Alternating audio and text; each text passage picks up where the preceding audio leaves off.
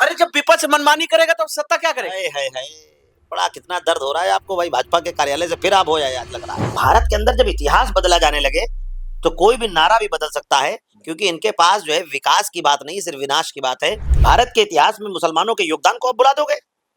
अशफाकुल्ला खां, वीर अब्दुल हमीद, जो टैंकों के सामने आ गया। इनकी हिम्मत नहीं है, इनके अंदर इतनी ताकत नहीं है कि ये एक भी मुसलमान को इस देश से निकाल दें। जब किसी एक संप्रदाय से, धर्म से आप घृणा करने लगो और आप एक संवैधानिक पोस्ट पे बैठे हो और आपके पास विकास की कोई बात ना हो, सड़क की बात ना हो, सुरक्षा की बात ना हो, स्वास्थ्य की बात ना हो, विकास की बात ना हो, महिलाओं के ऊपर अत्याचार हो उस पर कोई आपकी बात ना हो, कोई आइडियोलॉजी ना हो, तो आप विनाश की बात करोगे ना। सत्ता जो है, बताइए, सड़क पर आंदोलन कर रही है, वो भी झूठा आंदोलन। इस समय योगी आदित्यनाथ के कहे गए शब्द सोशल मीडिया पर धूम मचा रहा है। कभी कुछ कह रहे हैं, कभी कुछ कह रहे हैं, कभी कुछ कह रहे हैं। अभी तक उनका एक बयान तेजी से वायरल हो रहा था कि भाजपा की सरकार पश्चिम बंगाल में बनने दीजिए, माफिया मौलाना जो है वो झाड़ू लगाते नजर आएंगे सड़कों पर। फिर उन्होंने कहा कि उत्तर प्रदेश के अंदर सड़कों पर लोग नमाज नहीं पढ़ते और मस्जिदों से आजान नहीं सुनाई देती। फिर उन्होंने कहा कि ना गाय कटने देंगे और ना ही हिंदू को बंटने देंगे। उसके बाद अभी उनका एक नया बयान आ गया है, तुम मुझे खून दो मैं तुम्हें आजादी दूंगा। ये बात, ये नारा जो है वो स्वामी विवेकानंद ने कही है। ये कौन कह रहा है? ये योगी आदित्यनाथ, उत्तर प्रदेश के मुख्यमंत्री, यानी भारत के सबसे बड़े सूबे के मुख्यमंत्री हैं योगी आदित्यनाथ जी। उन्होंने ये बात कही है। इस पर ज्यादा बात करने के लिए हमारे साथ एआईएमआईएम के यूपी सेंट्रल अध्यक्ष शेख ताहिर सिद्दीकी जी फिर से जुड़ गए हैं। हम छोटे से छोटे मुद्दे पर बात करने आते हैं, से बड़े मुद्दे पर भी चर्चा करते हैं। बहुत बहुत स्वागत है। योगी आदित्यनाथ जी का बयान आया अभी लेटेस्ट, इससे पहले तो आप जवाब दे ही चुके हैं बहुत सारे बयानों पर, लेकिन उनका जो नया लेटेस्ट आया है, उन्होंने ये कहा है कि तुम मुझे खून दो मैं तुम्हें आजादी दूं। ये स्वामी विवेकानंद जी ने कहा। देखिए, खून की जरूरत उनको होगी अगर बीमार है तो।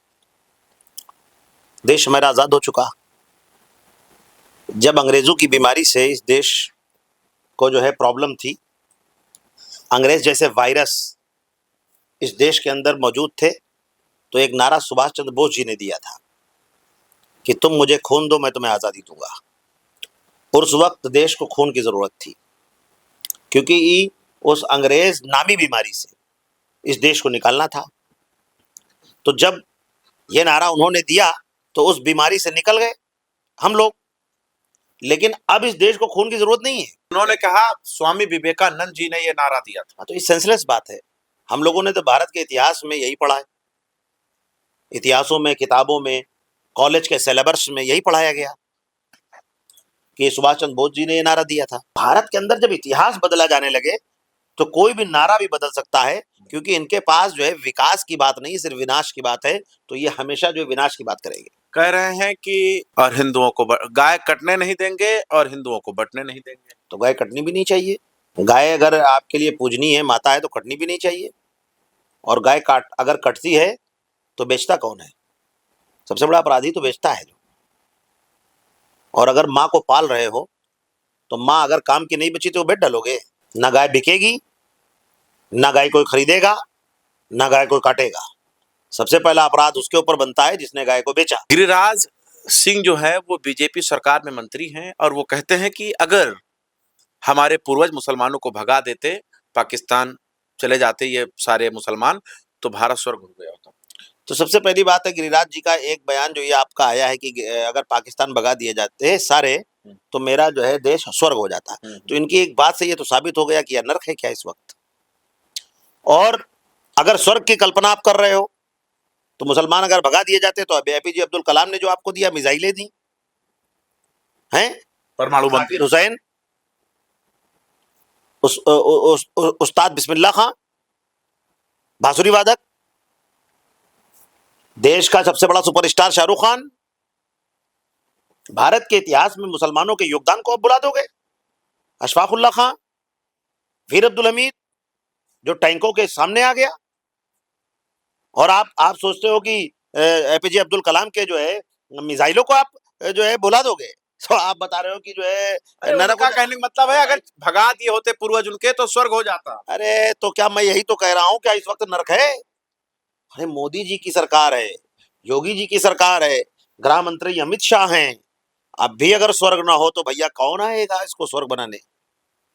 और आपकी सरकारें, आपके लिए भगा दो सबको, क्यों नहीं भगा पा रहे हो? ये बिगड़े हुए बोल के आदि हैं, इनकी सठियाई हुई मानसिकता है, इनकी हिम्मत नहीं है, इनके अंदर इतनी ताकत नहीं है कि ये एक भी मुसलमान को इस देश से निकाल दें। आप इस चैलेंज करने लगे। अरे चैलेंज है यार, मैं खुलेआम चैलेंज कर रहा हूं। आसाम में देख रहे थे हेमंता बिश्व शर्मा क्या कह रहे थे, कमर तोड़ देंगे। संविधान ने मुझे इस बात की इजाजत दी है। संविधान कहता है आपको बराबरी का हक है, आपको आपको अपनी इबादत का हक है, आपको पहनने का हक है। ये सब चुनावी जुमले हैं। और आपको मैं बता दूं, गिरिराज सिंह के बारे में तो जो है आपको जो है सदन में पप्पू यादव ने क्या क्या बोला है वो सब देख चुके हो। नहीं, आप इतना कह रहे हैं, चैलेंज दे रहे हैं। अभी देखिए पश्चिम बंगाल में योगी आदित्यनाथ जी ने क्या कहा कि उत्तर प्रदेश के अंदर खुले में नमाज, सड़कों पर नमाज नहीं पढ़ते और मस्जिदों से अजान नहीं सुनाई देती। भाई एक बात आपको बताएं, जब किसी एक संप्रदाय से, धर्म से आप घृणा करने लगो और आप एक संवैधानिक पोस्ट पे बैठे हो और आपके पास विकास की कोई बात ना हो, सड़क की बात ना हो, सुरक्षा की बात ना हो, स्वास्थ्य की बात ना हो, विकास की बात ना हो, महिलाओं के ऊपर अत्याचार हो उस पर कोई आपकी बात ना हो, कोई आइडियोलॉजी ना हो, तो आप विनाश की बात करोगे ना, हिंदू और मुसलमान की बात करोगे ना, पाकिस्तान की बात करोगे ना।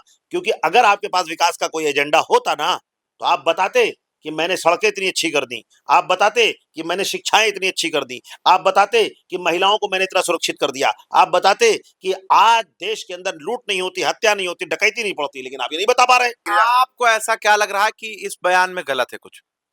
भाई जिस मुद्दे पर सरकार बनी, जिस नारे से सरकार आगे बढ़ी, अगर उस पे काम नहीं कर रहे हैं तो किस पे करेंगे? तो करें। मैं तो कह रहा हूं कि इतिहास को बदल रहे हैं, एक ऑर्डिनेंस लाएं। इतिहास को बदल रहे हैं? इतिहास को बदल ही रहे। कैसे? अरे आपने देखा नहीं, तुम मुझे खून दो मैं तुम्हें आजादी दूंगा, स्वामी विवेकानंद जी ने कह दिया।